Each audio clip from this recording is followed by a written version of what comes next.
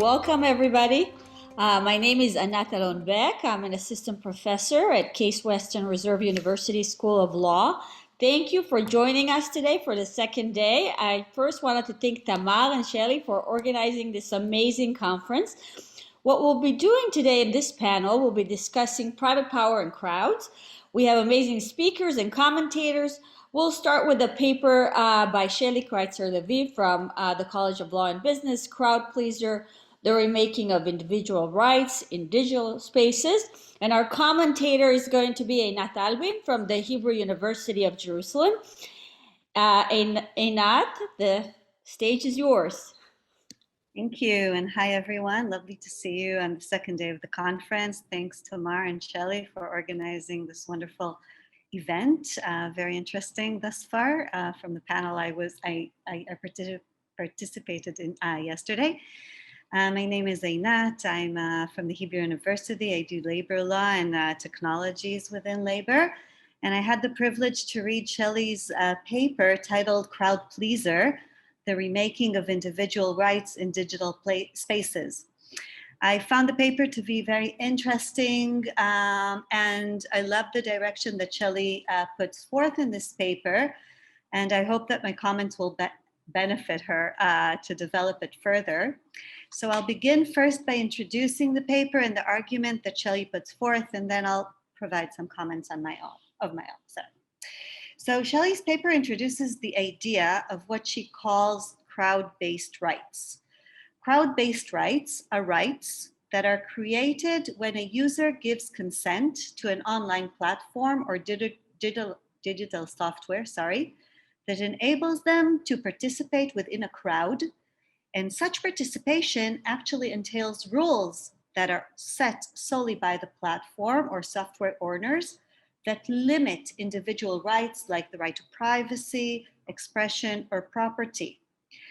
This is without the user having any decisional power or meaningful choice to accept other conditions or to influence the rights within the crowd. As Shelly writes, and I quote, "Consent becomes a mere liberal filter that transforms individual rights into crowd-based rights. Even though crowd-based rights are more minimal than liberal rights, the fact that they are provided within what Shelly sees as a crowd, and I'll explain in a few minutes what that means, entails something significant from her end. Being in a crowd can empower users and provide compensation for the combined contributions of the crowd.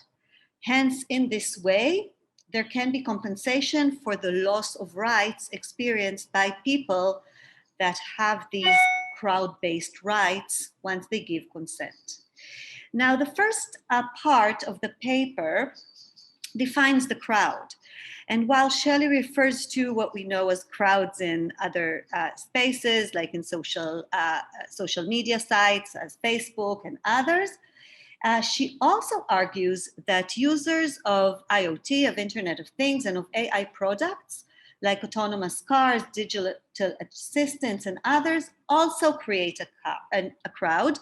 And she refers to literature that sees this crowd as a disguised crowd, because people do not necessarily know that they're part of a crowd. Nonetheless, there is a crowd there. In the second part of the abstracted version, Shelly uses the test case of property rights to make her claim of the transformed individual rights into crowd-based rights. Now, she exhibits how in AI products, there is a need for a continued involvement of the manufacturer to maintain the product safety and equality, given that in AI, learning and actions can be unpredictable. And therefore, the owner many times of the product has the property right over the product, and other people have a license to use of the product itself.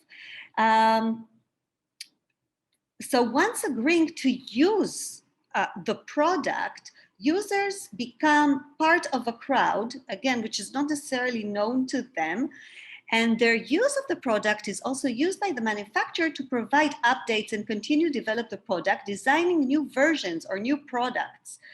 Even though the user's activity has value, they do not receive rights for the product other than the ability or the opportunity to use it. Needless to say, the users do not review the agreement, cannot negotiate its terms, and are nudged to accept the conditions set by the manufacturer. And in this way, they do not have property rights. Their property rights are limited. They provide value and work that is not recognized, and their set of rights is limited within a crowd space. So what are the characteristics of these crowd-based rights? This is the essence of the third part of this paper. So I think that there are three main characteristics that Shelly notes. First, these are rights that limit the autonomous choice individuals have over properties, privacy, and freedom of expression. As Shelly writes, and I quote, they create a new category of user privileges, that can be characterized as the right to participate in a crowd subject to the rules set by the platforms and manufacturers. So we have a limited autonomous set of rights. Second, they differ from individual liberal rights because if the idea of individual liberal rights to property, for example, is based on securing freedom and confers power in a sense that property defines a space free from interference, where the right holder can exert control, then rights of AI users who join the crowd do not offer independence or freedom from power, and they do not have control. The third characteristic is building, again, on the example of a property. She explains that in a crowd, while we can have a vision of property rights as rights of groups and communities, within the crowd of AI users, because they do not consist a crowd, they remain as individual rights. Shelly concludes the article by saying that thinking of users, as I said earlier, as a crowd can empower users and provide compensation for the combined contribution of the crowd. And she has some examples on how this can be done. So again, I think this is a very interesting angle to look at rights within a crowd, but I had some thoughts coming after reading this paper. So the first comment is that the entire situation is described within this paper through a private law perspective that is offered by the right to property. And I think this perspective is a bit missing given that it does not take into consideration the role of states and international bodies that actually enable these activities of the platforms of AI and Internet of Things, and are very much responsible for the creation of what is termed here as crowd-based rights. We know that if states and international bodies will change the rules of the game, will limit the ability of companies to set their own conditions, to tick a box for us to express consent, and all other various possibilities that, again, countries and international bodies have to limit the power of these tech giants and limit the ability to create rules of their own that shape these crowd-based rights, then we would have been in a very different situation and characteristics of these crowd-based rights. We are now aware of attempts being made by the EU, for example, in its proposed AI regulation that limits the possibility to infringe upon human rights. And also in its machinery directive proposed regulation. And this can be a true game changer for what is termed here crowd-based rights. And I think that including the role of these states or international bodies such as the EU in the thought of the parties that are responsible or should be thought of in regards to the limitations of rights and their characteristics, then we can think on it on various other levels. For example, on actions that can be required even before one limits individual liberal rights, action as ex ante and not ex post. One can demand states or international bodies to respect obligations set in human rights conventions and to apply them in relation to these crowd-based rights, and also actions that are put forth in the fourth part of the paper must also include actions against, again, state and international bodies that shape these rules of the game. So I wonder what you think about that, Shelly. Another point I would like to make is I think that I would love to hear more about this idea of crowd-based rights. Even when you discuss it as differing from individual liberal rights, it is unclear in what way they are not liberal, what way they lack the autonomous nature and notion of power and control. And I think that an elaboration on the theoretical underpinning of this group that you called crowd-based rights is needed. Also, in the first part of the article, you mentioned other crowds than AI, like social networks. And in this situation, a crowd is created. So the third characteristic that you discuss in regard to crowd-based rights is not necessarily typical of every crowd-based rights, but it might only be a characterization of the AI crowd that you discussed particularly. And also we know that due to consumer pressure in other crowd platforms like social networks, where there is recognition of the crowd has led to creation of internal bodies that aim to protect individual rights of users, for example, against harassment or racial expression, etc. So the second characteristic might also not apply in these situations of the crowd. So I think more elaboration of these crowd-based rights, also in relation to the theory underpinning them and in regards to other crowds, is needed. I'm also wondering about the bundling together of property rights, the right to privacy and freedom of expression. You use the right to property as an example for crowd-based rights, but you apply the same logic understanding to the right to privacy and freedom of expression.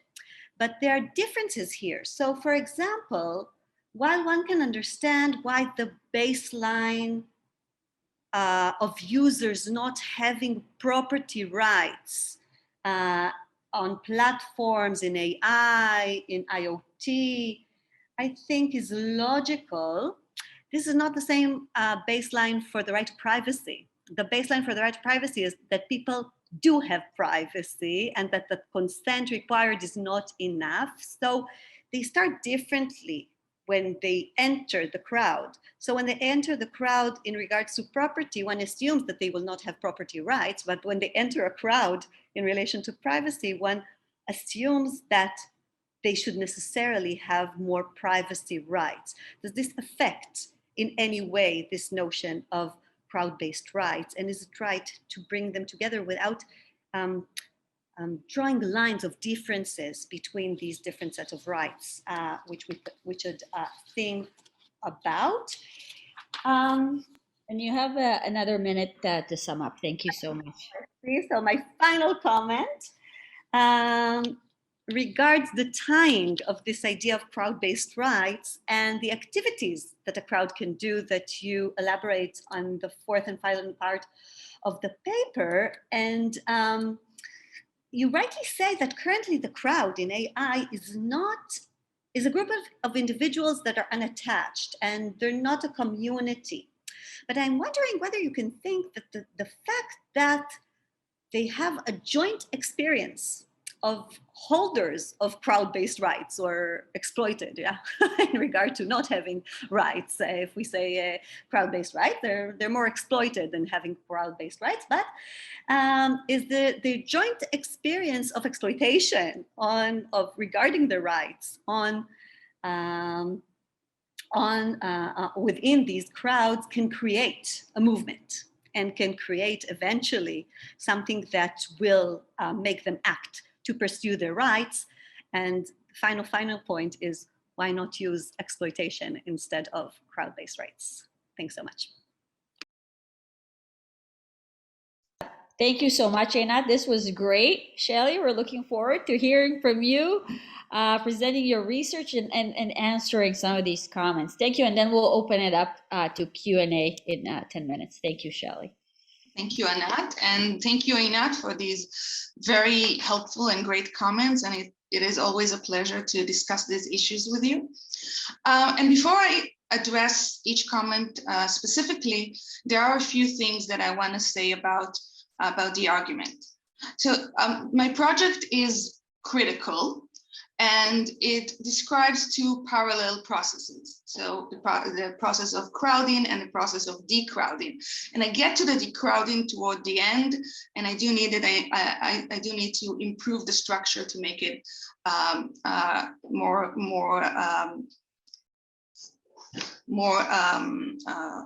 clear. Okay, clear. Okay, so crowding means, crowding and decrowding. Crowding means that in terms of individual liberal rights, manufacturers create a de facto legal structure where our rights resemble more participation in an activity rather than autonomy-based rights in the tradition of the liberal theory of property.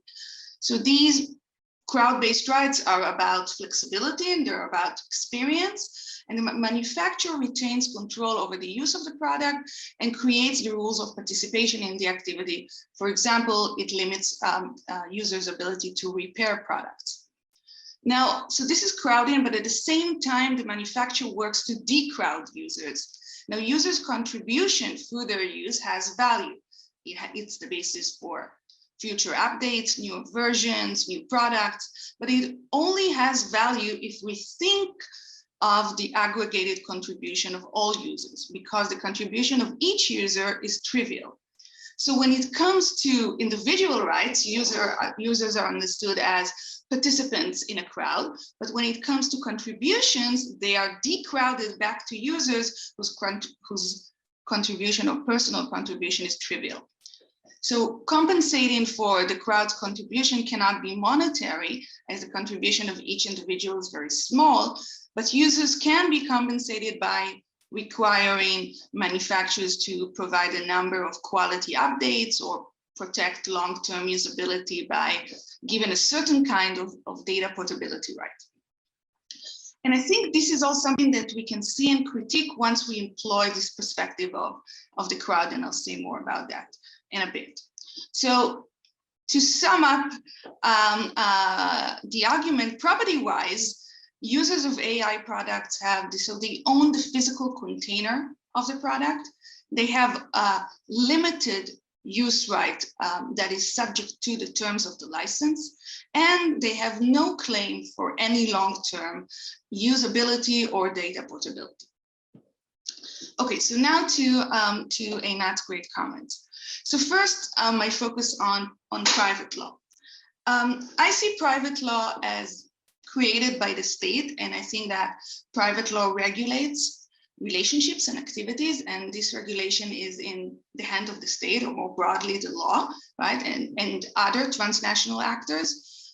And because the paper is critical, so it points to a problem and not necessarily a solution, but I do think it is up to the state to determine, for example, what is consent in digital spaces. That's a huge question.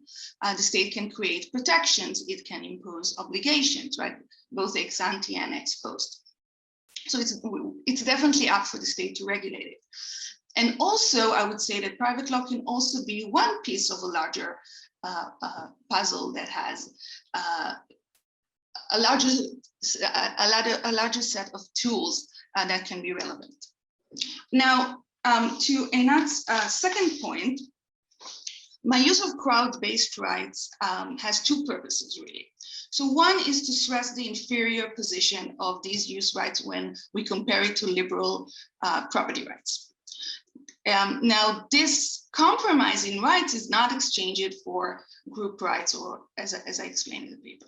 So this is one purpose. The second purpose is this analysis provides a more holistic take on users' rights in digital spaces. So what users have, what users give, what users don't have. And I actually have a bigger project on a property model for AI that I've been developing for some time.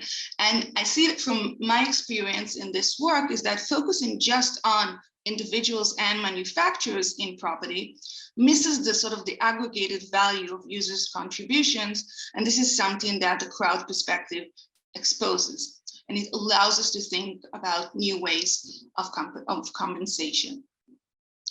Now, regarding privacy and freedom of expression, so you're definitely right that these are underdeveloped in the paper.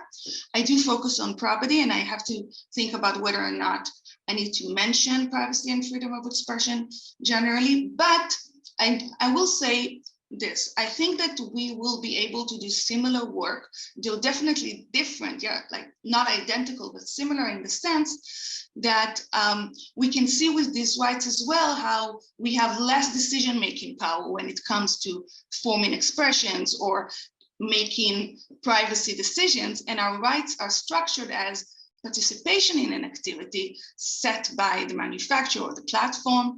And at the same time, we'll see the decrowding, yeah, that the platform ignores the aggregated contribution of the crowd to its success. And also, I would say here that I don't think that users know that they're giving up their property rights. It's not something as opposed to privacy. When I buy an autonomous vehicle, regular consumers will assume that they own the car that they bought, or when they buy a drone or a robot chef and so on. People understand their rights as property rights, but this is not really what's going on, in somewhat the same vein as happens with privacy, and all of it hinges on the idea of consent, which is tenuous both in the privacy and in the property spheres. Now, so as to the fourth comment, I'm not arguing that the notion of crowd-based rights creates a crowd. I think that users form a crowd because the manufacturers treat them as a crowd to gain important information. And what I want to do is to stress these processes of crowding and deep crowding. And I think that we can think of compensating users through the notion of crowd and can give users data portability for their personalized settings of a robot that already knows my preferences or require quality updates. And I think this is something that contributes to the property analysis. So thank you very much for these really great comments. Shelly, thank you so much. So I see we already have some hands up. I have a question for you as well, but I'll save it for last. Sharon, we'll start with you. Well, hi. Can you hear me? Okay, I really enjoyed your draft paper, Shelly, so thank you. I wanted to ask you two questions. One is a follow-up on your comment. I'll begin with that. I wonder if you feel that the example of property rights and AI is an extreme case of rights dilution in the crowdsourcing landscape, as opposed to other types of rights that you mentioned briefly in your draft. And my second question is, will you be looking more closely on actual user agreements in your research to support the wonderful theoretical discussion? Thanks.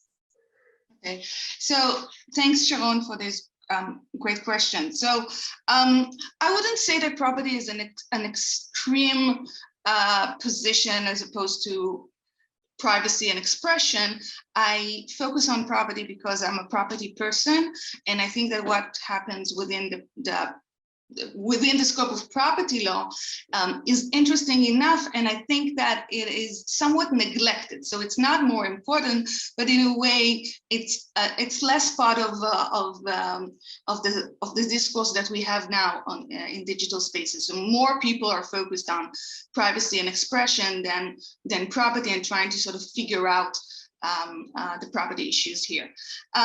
So I'm actually. About the second question, so I'm actually not planning to look at user agreements. I think that there's a lot of potential in doing that. Yeah, so maybe someday I can do more empirical work, but right now I'm focusing on the theoretical aspects. And there are several studies that look into users agreements. So there are things that I can sort of rely on when I make my argument. Thank you. Thank you, Alon. Hi, Shelly. It's a wonderful project, and I really love the draft paper. And I have a question that relates a bit to part of what Einat said regarding both the liberal notion, and I think it broadly regards to Einat with its emphasis on labor. So from what I know of part of your work that relates from the movement from property to access, a major issue is governance. So who can decide what and how?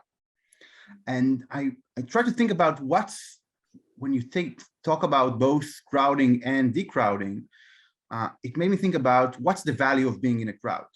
Why do you want to insist on the importance of being in a crowd? And I thought about it, that part of it is an issue of governance, of having together the crowd have an ability to do things and decide things.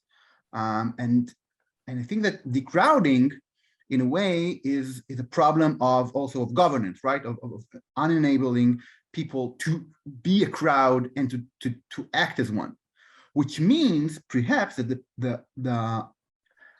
a core value that underlies the notion of crowd-based rights, is organization, the ability to be a crowd and to act together. So, for instance, if I'll go to the labor equivalent, so if Uber had an obligation to provide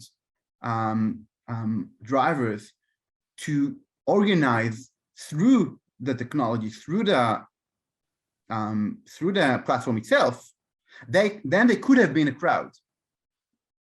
Now, of course, they have their own, because they are not the kind of really insulated. They are not insulated in the same way that they are done in some of the settings that interest you. They can have alternatives for that kind of organization, but perhaps focusing on the group aspect of organization could provide a way that really, and that goes to the liberal question, that moves away from liberal notions. So it's not that the end is back in the personal and the individual, which brings you back into a liberal kind of settings, but the end is in the group and in the organization. So great, and this raises a lot of I think interesting thoughts and discussions, and I will say this. So first, I want to sort of, my project in a way is critical, and I'm not suggesting that we have value that there is value in being part of a crowd, in the sense that we are part of the crowd today. So the point here is that we are part of the crowd because this is the way that the manufacturer frames the activity. In this sense, this part is critical. What I do say has value is that once we accept the fact that we are part of a crowd, again, critically, not in the sense that this is normatively desirable, we can see that, we can see the sort of the aggregated value that comes from the use of all of the users together. So I'm actually not looking at crowds here in the governance sense, in the sense as who makes decision returning back maybe to the discussions we had yesterday, right? So I'm not looking at the crowd in the sense of crowds as decision makers, crowds and political legitimacy or participation, but rather looking at the crowd from a more critical perspective of saying the crowd has some wisdom epistemically, let us say, right? And so, and manufacturers in a way exploit it, right? In the sense of creating crowds. So I'm not taking the next step that you're suggesting, and that is sort of look into a normative alternative and sort of build up a governance system, which would be so I agree with you, that would be the next step, and might be the next step in another project of thinking about how we should govern crowds in digital spaces, or definitely in the access economy. We can talk about governance as well. But right now, the project is more critical, and that is why I also look at the liberal framing of property, not necessarily as an endorsement, but again as a way to make this particular point. But these are great comments for following up with these ideas. So thank you. That's great, Ido. So thank you, Shelly, and thank you for Einat for the great presentation. And Shelly, what I like about many of her projects that they're kind of open new avenues and perspectives of thinking, and that's what. And now there's a lot of work of kind of building on it or shaping it, but there's really this excitement of a new perspective. So what I'd like to ask or push you on is something maybe that Einat started with, which is what is exactly is your focus within the many possibilities that you discuss. And it seems that maybe there are two. One main one is this idea of development software rather than, let's say, other ways in which we are used or exploited, like selling our information or using us for commercials, the platform. It seems that the focus is using us as kind of social developers, and then it seems that you kind of build on this Lockean idea that since we are mixing our toil with this new product, it is ours in some sense, right? So we are the software developers, so we are owed a bit of this product. And I want to question whether that's necessarily so. So if we, for example, think of what people did beforehand to, produce better products, they use maybe polls, they ask people, they have targeting groups. Would they have ownership claims just because they were polled and asked how they like the product or what they would do better with the product and so on? Is it that we are, as users, just do it more? I actually don't know if I've ever been prodded for my use or how many times I've been prodded. So why does that entitle me more of a share of this product that someone just been polled over the phone, asking what they like with the product or why they didn't, or so on? So this is one thing. Another thing that maybe, again, a kind of property-based intuition might be this idea of access rather than actual ownership. So I'm thinking here of when they shifted from Picasa to Google Photos. So I had my own pictures and they had the program, but now I don't have my own pictures. It's with Google. My pictures are all there. I just get access to them. I don't have the record. I don't have the physical record. They have all of it, so they control it. So this is the second thing that might, again, this property in the sense of having this physical thing that I can alienate or bequeath to others and so on. So maybe I would just focus on these things and then just say what exactly is unique about this new environment that gives me maybe more property rights. Okay. So this is wonderful, and it touches on a lot of points, and I hope I will be able to address all of them. First of all, yes, there's something very Lockean about the whole move of sort of thinking about labor as creating property. But what happens here, and I will try to be maybe more exact in what I mean. First of all, as a matter of just describing the situation. So there in AI, you have two stages, right? So the first stage is before manufacturers sell the product to consumers. And in that stage, we have all of the developers, but we also have crowds that are just, individuals testing. We have all of the testing, and they get compensated. They get money, right, for this whole process of development. What I'm doing here, and this is something, so I was even struggling with how to even fashion it as a crowd, because there's no literature that talks about users of AI as a crowd right now. But what I'm talking about is once I buy the product, right?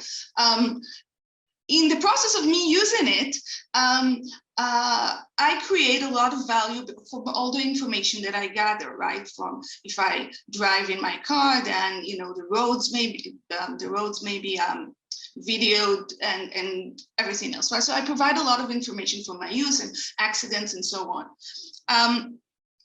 And what I'm saying, right? So up until now, we agree, right? But I'm not taking the next step of saying that users have a stake in the development, right? I'm not saying they should be getting paid for the copyright, right? For the software, sorry. And what I'm saying is that if we look at the aggregated contribution, they may be deserving of a certain kind of ensuring usability, right? We should be, when I buy a product, I should be able to get usability without any Lockean theories, right? But what I'm doing here is just trying to articulate why there may be an even stronger right for continued usability. So I'm sort of flirting with Lockean ideas.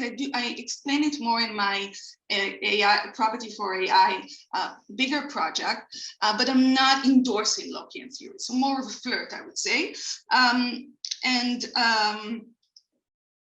Okay, so that was about developing the software, and then you talk about not being part of the product. Can you remind me what you? I just wrote down not being part of the product. So the second, not being able to physically have access to it. Yes, okay. So this is also very interesting in terms of property, because there's work right now suggesting that if our photos are online, we only get access. So maybe the companies that like Google Drives and others are bailers, right? And so it's called the new bailment. There's a really interesting work on that. So also looking at it from a property perspective as well. But I think that when you talk about this accessing, you identify something that is really strong and sort of should drive the whole discourse of property and technology. And that is that we get so much more access at the expense of actual rights and protections. And I think it's different when you talk about me accessing scooters in Tel Aviv, and then I know that I'm only accessing it for like an hour. But in all these technological cases, I don't really understand that. I'm giving up some of my property rights. So yeah, I hope I was able to touch upon most of your points. So thank you. Thank you, Shelly. I just want to be mindful of the time. So if that's okay, what I'll do is I'll let Ronit and then Tamar ask their questions, and then Gila and Einat. So you'll respond to Ronit and Tamar, and then to Gila and Einat. That way, at least you can, get the questions, and I drop something for you in the chat as well. Okay, so Ronit, please. Thank you. Thank you very much, Shelly, for a really, really wonderful paper. I think I want to join Ido's comment on how you always open things up for thought, and you never take anything for granted in the theory. So I loved your analytical and theoretical kind of outlay of everything in the beginning, and how the I'll just take out my earphones because they're driving me crazy. Can you still hear me? I was talking inside my head. It's driving me nuts. So, and the theoretical and outlay of liberal thinking, both in terms of the, I think you had the spectrum of individual rights, community and group rights, and then you move on to making a new kind of it's not exactly a group, but it's not individual, or at least not in exactly an individual.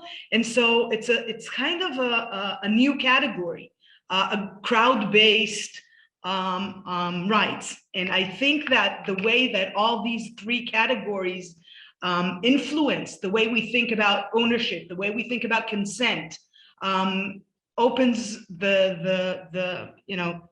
opens the road to think about a lot of other things. What I wanted to ask, maybe to suggest more than to ask, is if liberal thought focuses more on questions of control and freedom, maybe what you're trying to do, and hopefully that helps you, is the aspects of vulnerability rather than the control and the freedom.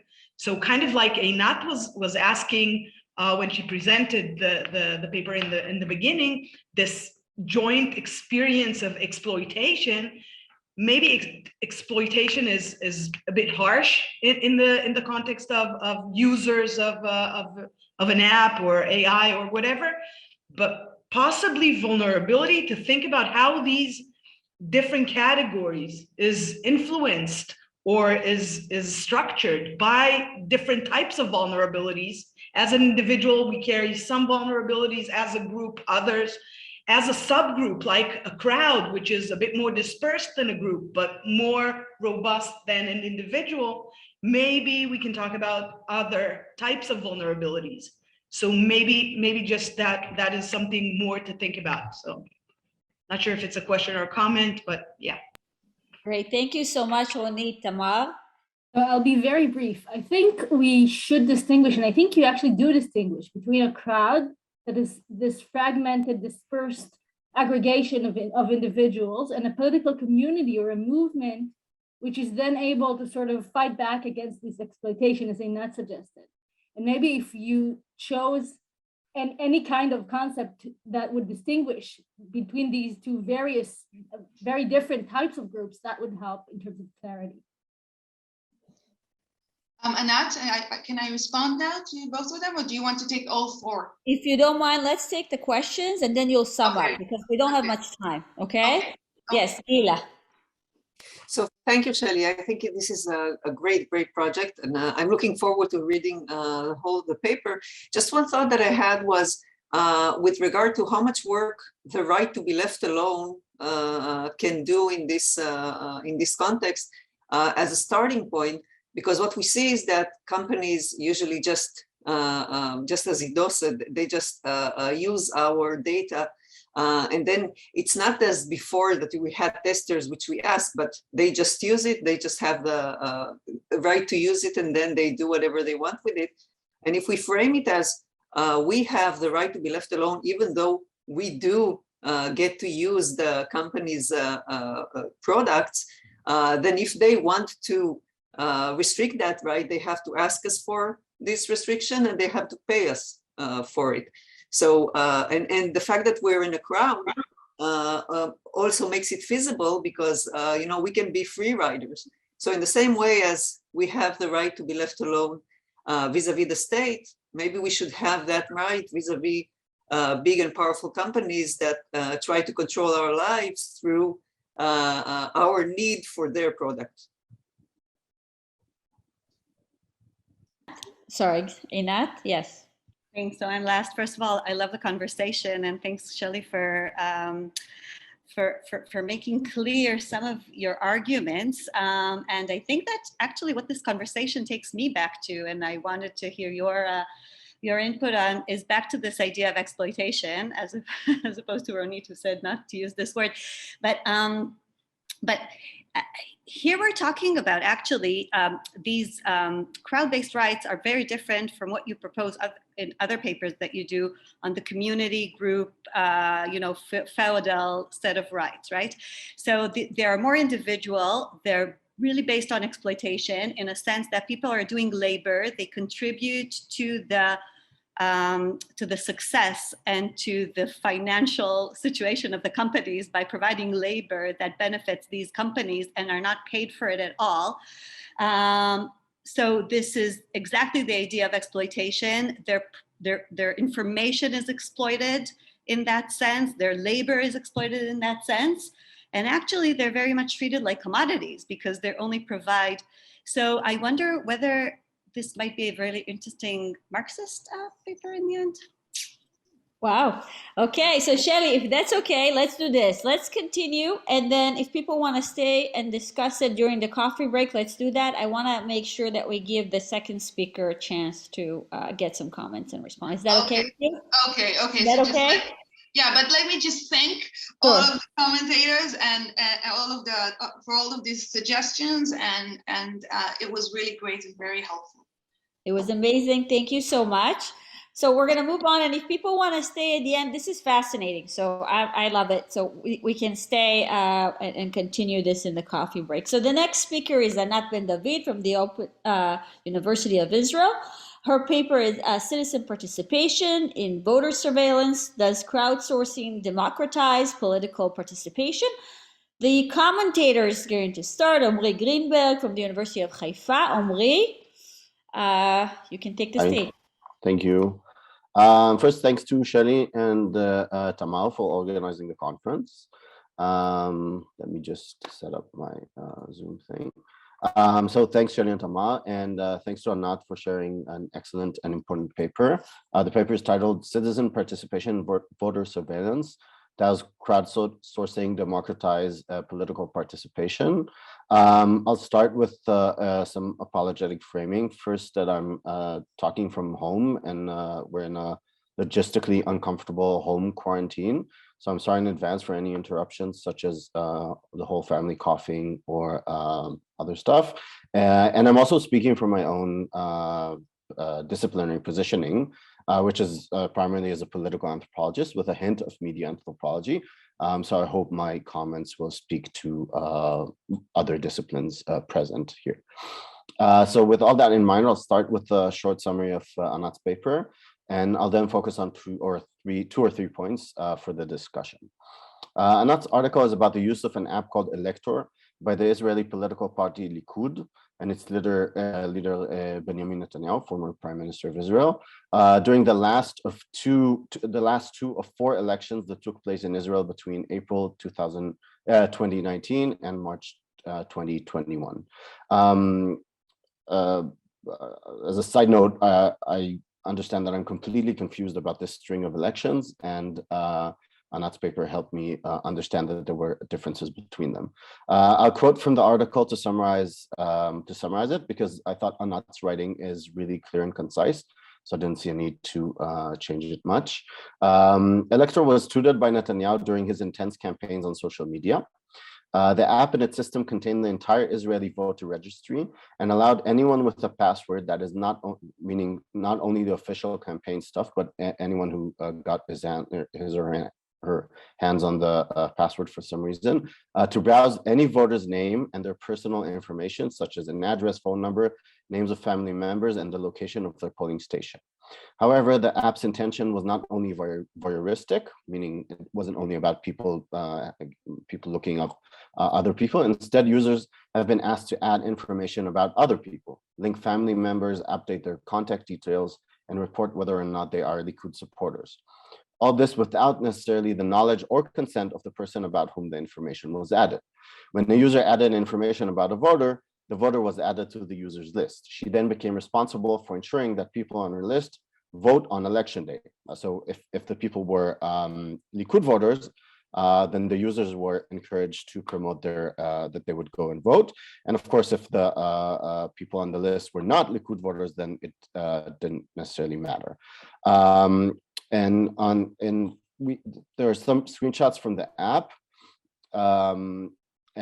and there's a basic. This was a basic explanation of what it does, and Anat offers a much more thorough explanation, which is particularly fascinating, and we can get back to it later. The article argues that the introduction of crowdsourced voter surveillance apps into electoral processes transforms political participation from the desired form of increased engagement and mobilization into forms of social coercion. Some forms of coercion create new inequalities between voters and undermine democratic principles.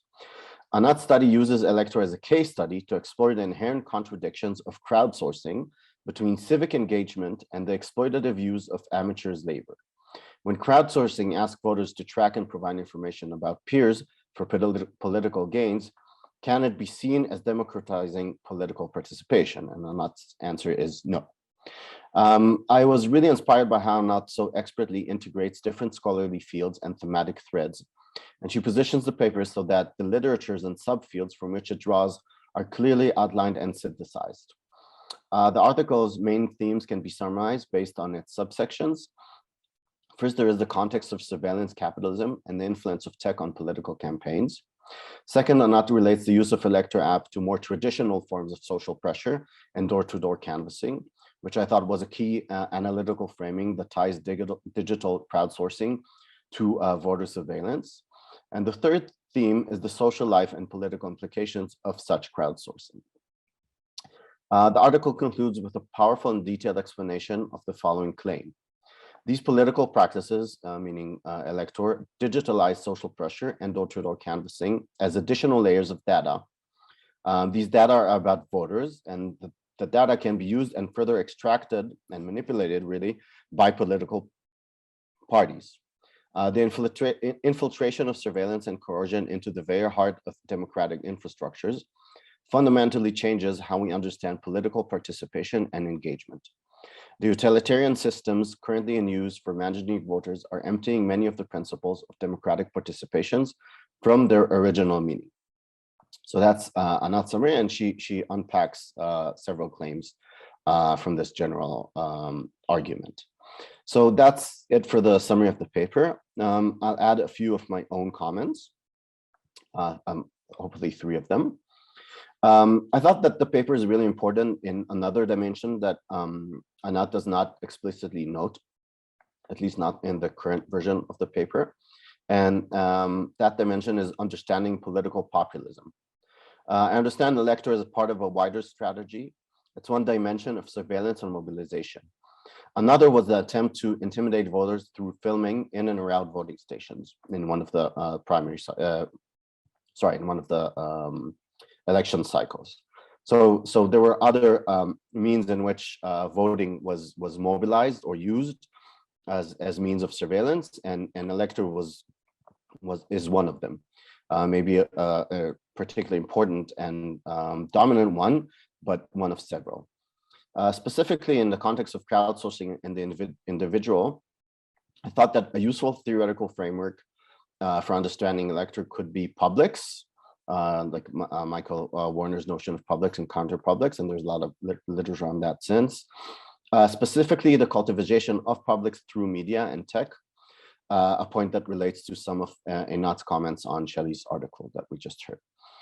There's some innovative and interesting work on the relation between digital spheres and their production and publics by scholars like Christopher Kelty and Gabrielle Coleman. One of the keys in understanding the phenomena of populists like Trump and Netanyahu, and I think there's also the article points to a difference between sort of failed, maybe hopefully failed leaders like Trump and Netanyahu to others like Orban, so again, a key in understanding Trump and Netanyahu is shifting from an analysis of their charisma and rhetoric to examining the existing socio-technological structures and their political mobilization that the movements led by Netanyahu and Trump use and take part of.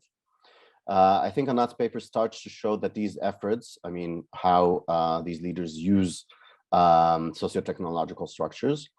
Anat's paper shows that these efforts can both succeed and fail simultaneously. They do cultivate a public, but they do not expand authority or solidify rule. So in Netanyahu's case, all these efforts then really lead to what he desired. They didn't win the elections eventually. It doesn't mean that such populism isn't highly destructive, which Anat emphasizes, but the practice itself does not necessarily achieve the formal desired outcomes. So this is more of a comment than a question. The second point regards themes of scale and frame. So Anat really cleverly shows that there's an element of gamification that is both designed and built into the Elector app, and also seems to be part of its phenomenology, so how people use it. This interface of participation in supposedly democratic elections, the interplay between surveillance and game, I thought completely destabilizes distinctions between politics and the social. If we go back again to the attempt to film voters in voting stations, excuse me, these forms of crowdsourcing through surveillance completely transform the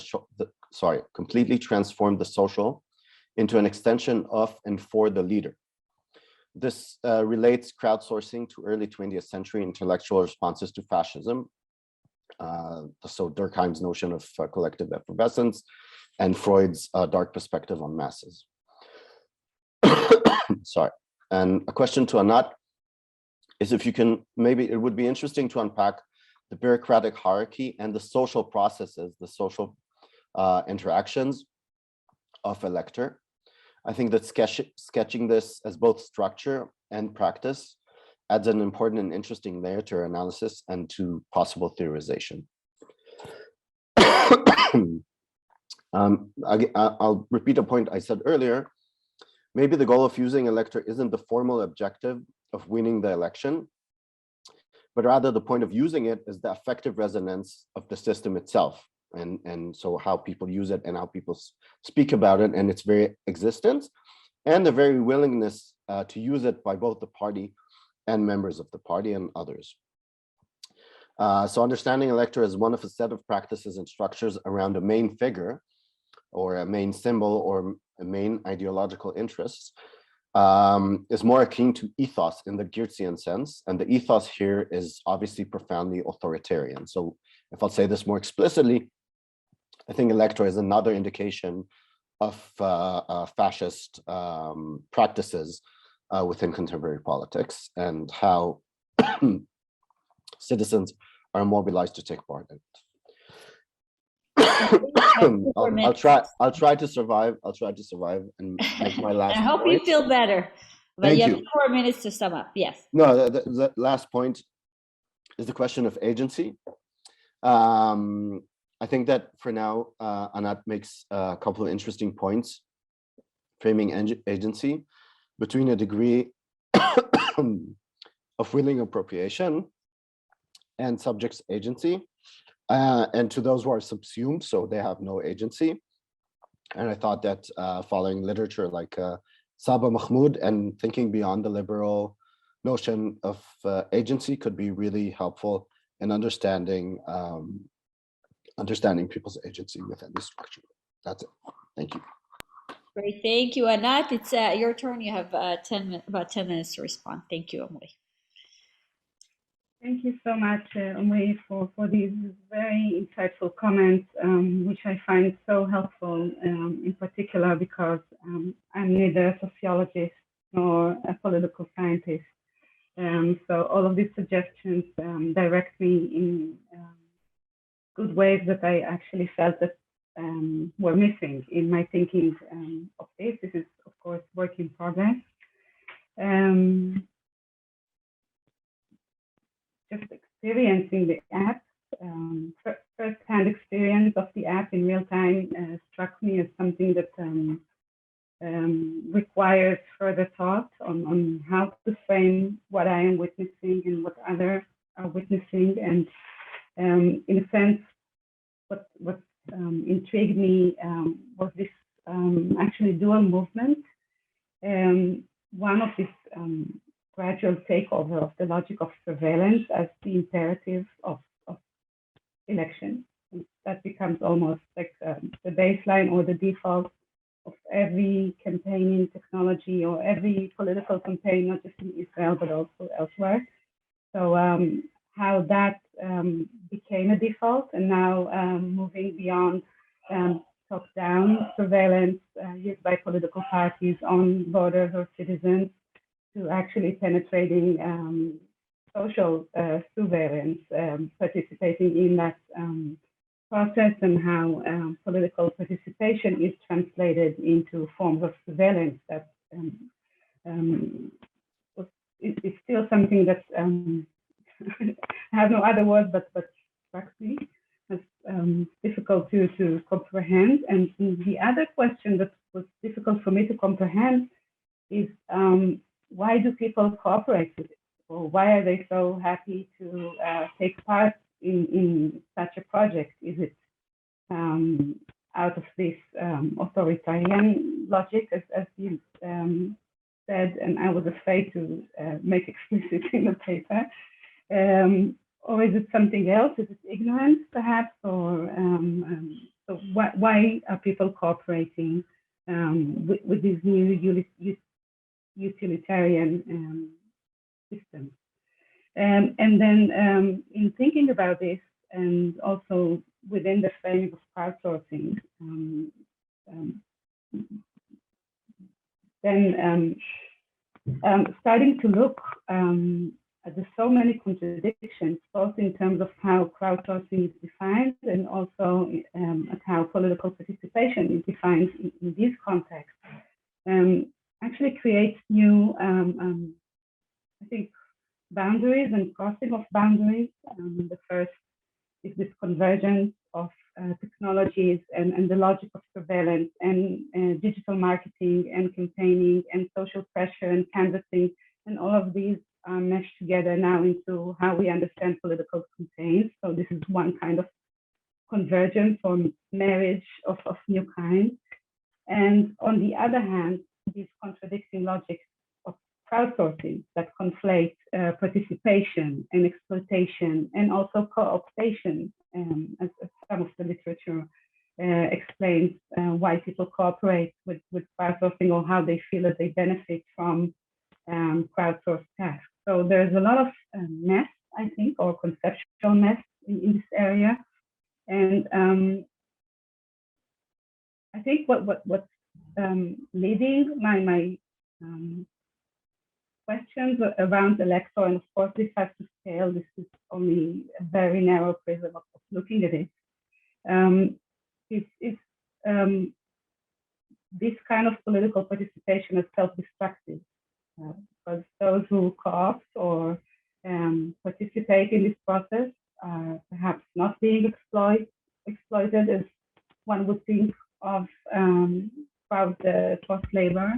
They might not be participating in the liberal sense or in the framing of agency, as you said before.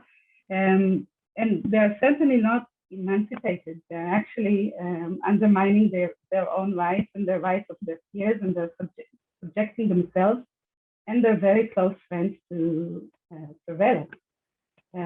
So how can we frame that in terms of crowdsourcing and political participation? And I think one of the answers that I have to this is that political parties are playing on this conceptual mess. So they are benefiting from the conflation of meanings.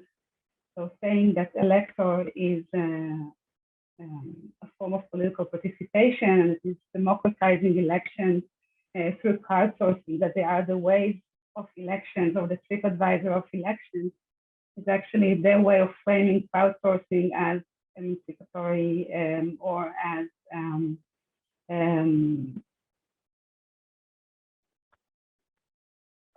a way of creating new publics or cultures or new forms of crowdsourced knowledge, while that interpretation excuse me, of crowdsourcing actually relates to other forms of crowdsourced work, such as online mass collaboration, such as Wikipedia, for example, something that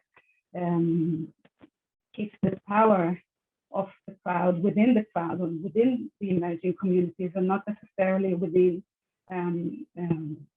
the power holder who provides the task for others. I can only thank you for proposing all of these analytical frames, political populism, and publics and counter-publics, and especially breaking down the social interactions. I think I would need some guidance there, perhaps from someone like you who is an expert in these areas and fields. But these would very much help me in further development. Thoughts on this? So thank you so much. Thank you so much, Anat. Again, Omri, and let's open up for Q&A from the audience. Anybody's got any questions for Anat? Any comments, suggestions?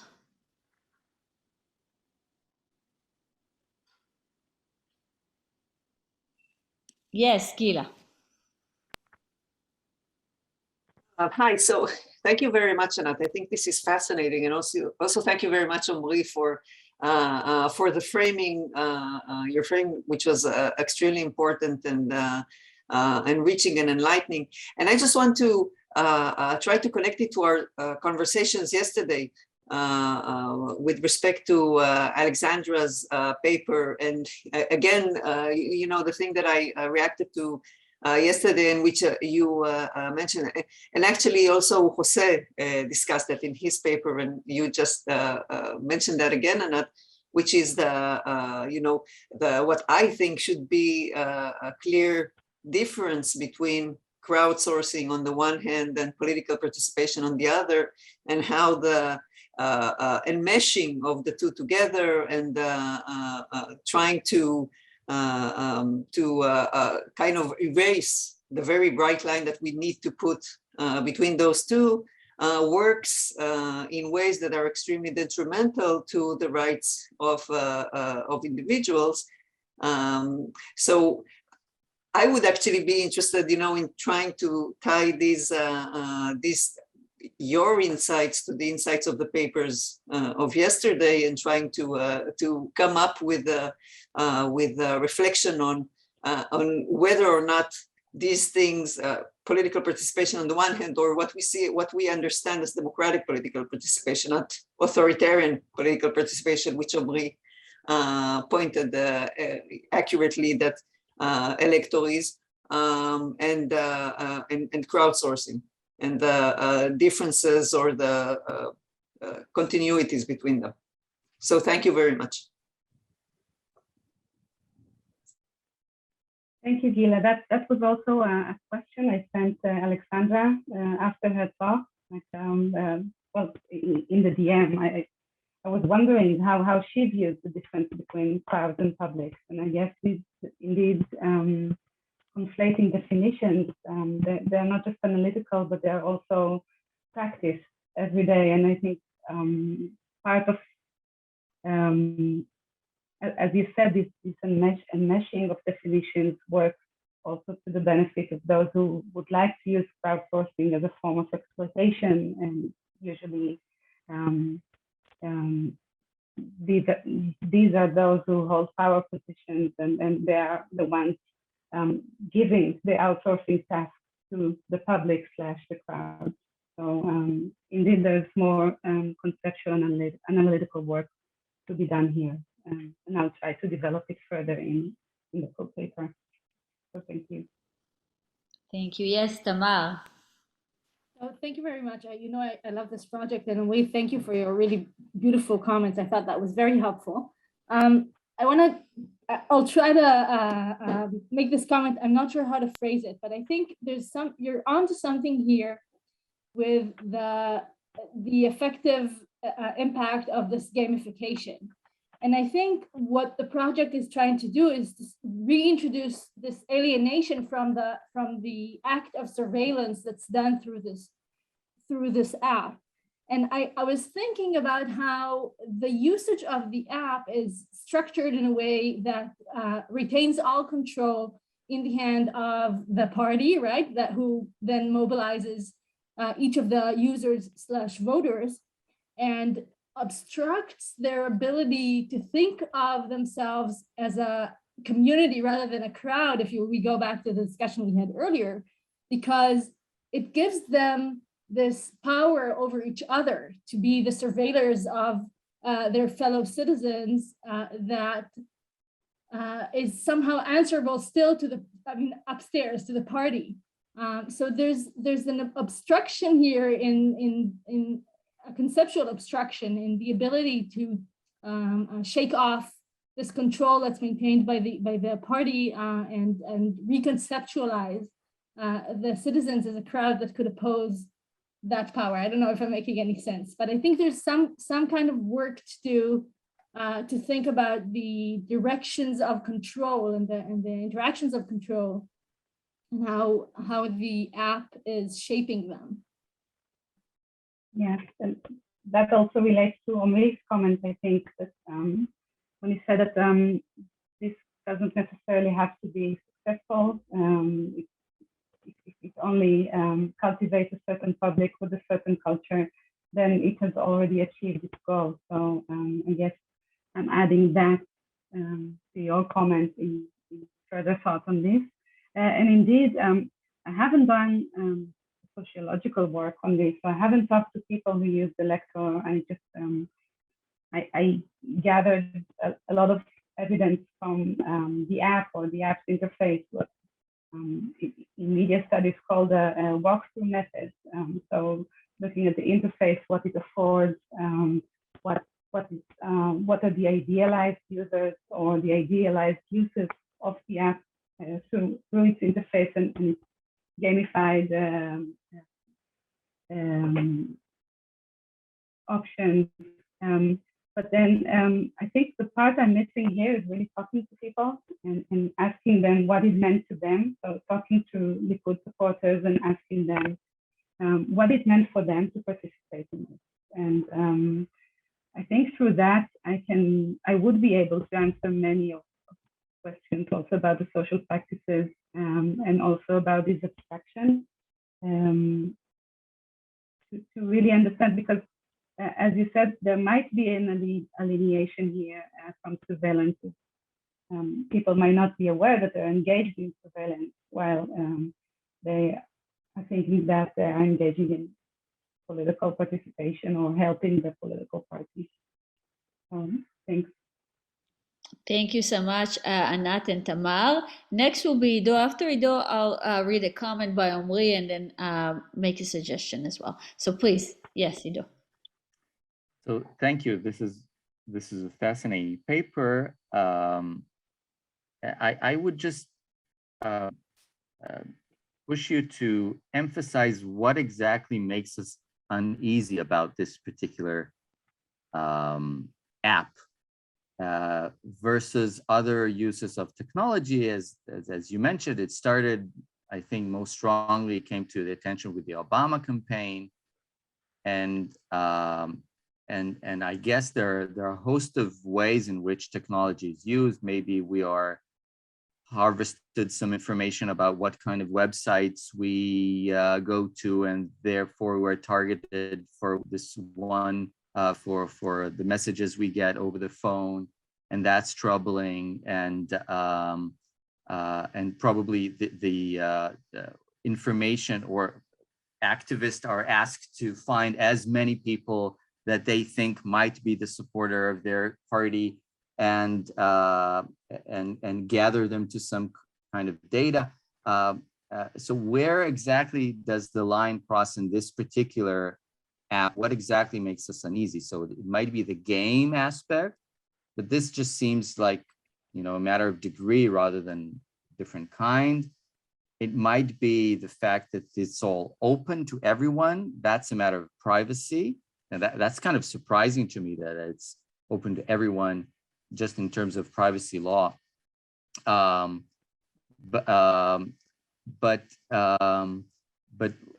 then it's this kind of informants ideas, but then the activists are kind of asked to do that, I guess, in every campaign. They asked to be kind of these informants trying to find out whoever could join. So, so what exactly makes us think that there's a line crossed here rather than, I don't know, something which is just tacky or especially, I don't know, looks bad.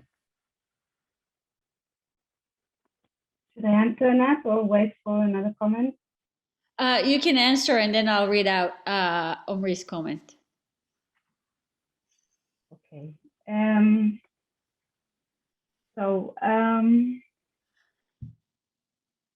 I guess it's the crowdsourcing of surveillance that made me feel uneasy about it. So again, voter surveillance is not new. It's a booming industry, not just here, but everywhere else. Our outdated privacy law allows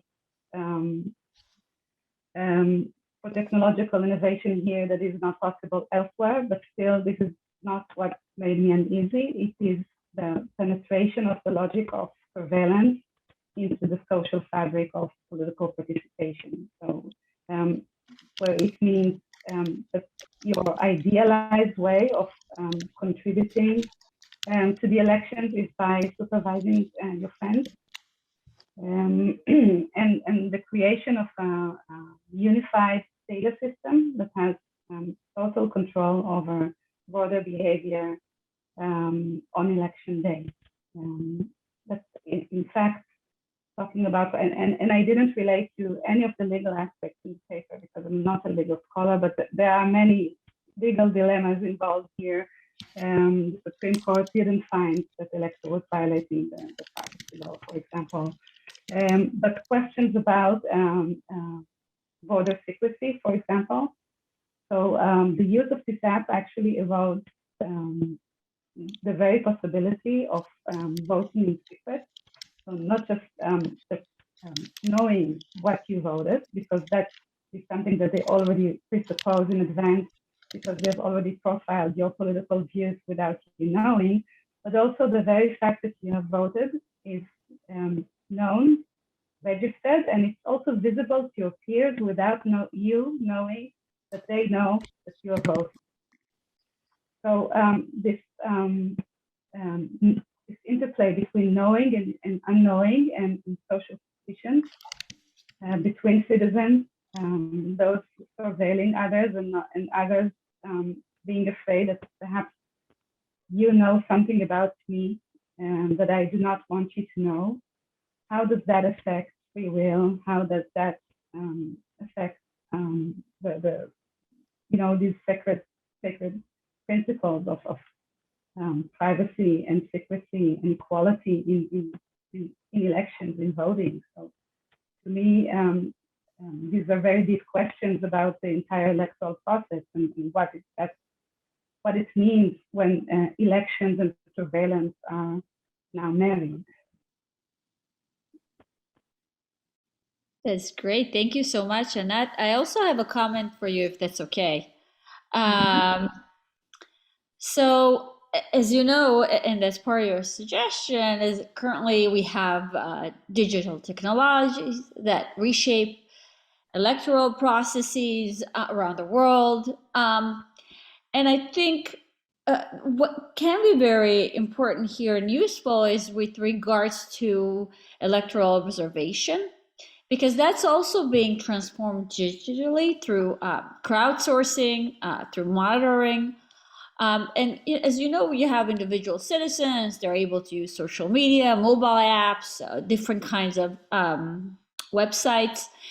And I think the other thing that's important, especially here in the United States, because we're having this debate on this, and that is, how do we observe or how do we report on violence, on intimidation, fraudulent voting activities, miscount? What about erroneous voter registration lists? Are you? I think there's a lot of need to tackle these issues, right? With regards to that, and that's a big debate here. Are you trying to tackle that in any way, or you think you might?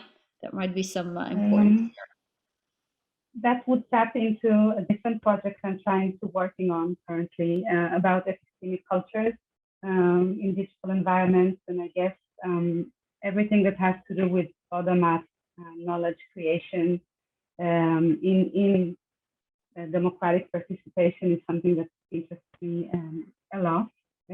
So this would be a good idea to add to my list of things to look into while developing the other projects. But thinking of these forms of electoral observation would be the direct opposite of what I'm trying to do in this paper. So that would be the exact definition or the idealized definition of how we see crowdsourcing as a mass online collaboration or knowledge creation, community building, working together to create a greater good for a public cause. And here I sense that the transformation is quite the opposite, or not. But that's the question I'm focusing here, is why people collaborate in crowdsourcing that undermines human rights in a sense, and contributes to a very narrow cause, but not to a greater cause, or as I said before, as a self-destructive participation. So this is what boggles me here, and I haven't figured it out yet. But thank you for all of these wonderful comments. They're very helpful. No, of course, Anat, thank you so much. Omri, thank you as well. And since we have a few more minutes, I wanted to know, Shelly, would you like to answer some of those comments? I feel bad I cut you off early. Would you like to take this opportunity? We have 10 more minutes before the coffee break. So maybe we should just take the coffee break a little earlier and then come back at 10 before 7. Sure. Yeah, does that make sense? Yeah. Sure. Okay, so thank you everybody, and we'll see you soon. Yeah, and thank you, Anat. Thank you, Anat, and we are and everyone. Both Anats. Yeah.